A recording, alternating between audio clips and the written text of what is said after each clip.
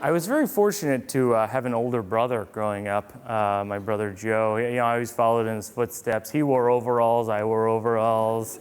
He lit off fireworks in the attic. I was hit by the fireworks. Rushed to the emergency room. When I was 14, he got me my first job as a busboy at a restaurant he worked at the summer before. And it was terrifying because I was this little kid and I was working for these tough Boston cooks. They didn't talk to me or look at me. But then one day, one of the guys looks down at me and he goes, "How'd you get this job anyway?" And I go, "Oh, my brother Joe worked here last summer." And his eyes lit up. And he goes, "Joey Bag of Donuts?" "Yo, brother's Joey Bag of Donuts?" "We love Joey Bag of Donuts." And I was like, "Yeah." And I went home that night and I go, "Joe, was your nickname at the restaurant Joey Bag of Donuts?" He was like, "No."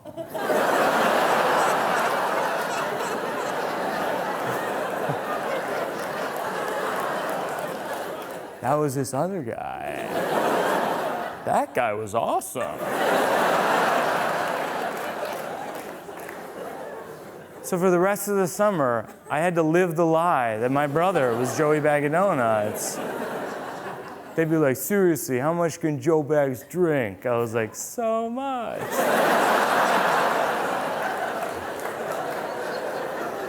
But I always had this fear in the pit of my stomach that one day the real Joe Bags would walk in the door and they'd be like, "Joe Bags, we've been hanging out with your brother."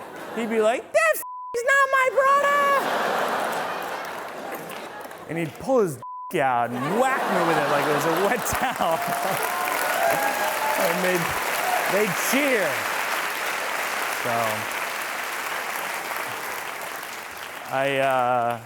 So I still call him Joe Bags, my brother, as a precaution, But I ended up being a comedian, which is it's a fortuitous career choice because I have a hard time waking up in the morning, and most of these shows are at night,